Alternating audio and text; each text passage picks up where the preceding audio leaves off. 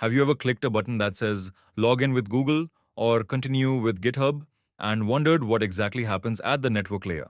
Today, we are going to open the hood and understand modern delegated access. We will decode OAuth 2.0 so that by the end of this video, you will know exactly how to architect and integrate this protocol into your own applications. We will break down the exact difference between authentication and authorization, step through the network requests for the most important OAuth flows, and understand the latest security best practices. Let us get started. Before we touch any API endpoints, we must clear up the biggest confusion for developers. Authentication versus authorization. Authentication is identity verification. It is the process of validating who a user is. It answers the question, who are you?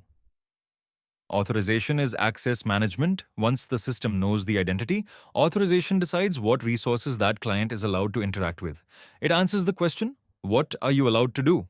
This brings us to the confusion between OAuth 2.0 and OpenID Connect, commonly called OIDC. OAuth 2.0 is strictly an authorization framework. It gives your application an access token so it can access an API. It actually does not care who the user is, it only cares that the user granted permission. OpenID Connect is an identity layer built on top of OAuth 2.0, designed specifically for authentication. If your app needs to securely log a user into your own system, you use OIDC. It gives you an ID token so you know exactly who the user is. We are going to do a deep dive into OIDC and JSON web tokens in the next video, so make sure to subscribe. But for today, we are focusing purely on authorization and OAuth 2.0. OAuth 2.0 is the industry standard protocol for delegated access. To understand it, you need to know the four main components involved. First is the resource owner, which is the user. Second is the client, which is your application. Third is the authorization server, which is the system issuing the tokens, like Google or AuthZ. And fourth is the resource server, which is the backend API you want to access. OAuth 2.0 defines multiple routing workflows to get an access token. These are called grant types. Let us look at the three most important ones you will use in your daily job. Number one, the authorization code grant. Use this flow for traditional web applications where you have a secure backend server like Node.js, Spring Boot, or Django.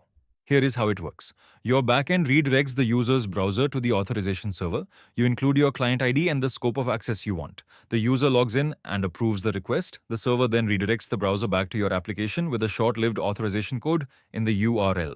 Your backend takes that temporary code and makes a direct server-to-server post request to the authorization server.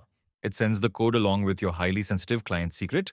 The server validates the secret and responds with the access token. Finally, your backend uses that access token in the HTTP header to fetch data from the resource server. Number two, authorization code with PKCE. Use this if you are building a React frontend, an Angular single-page application, or a mobile app. Because front-end apps cannot securely hide a client secret, PKCE solves this by generating a dynamic secret for every single request. You send a hashed code challenge in the first step and then verify it later with the original unhashed string. This proves to the server that the front-end requesting the token is the exact same one that started the flow. Number three, the client credentials grant. Use this for server-to-server communication. What if your background worker or cron job needs to call a third-party API and there is no human user involved? Your server simply sends its client ID and client secret directly to the authorization server. The server immediately returns an access token. There are no browser redirects here because no human consent is needed.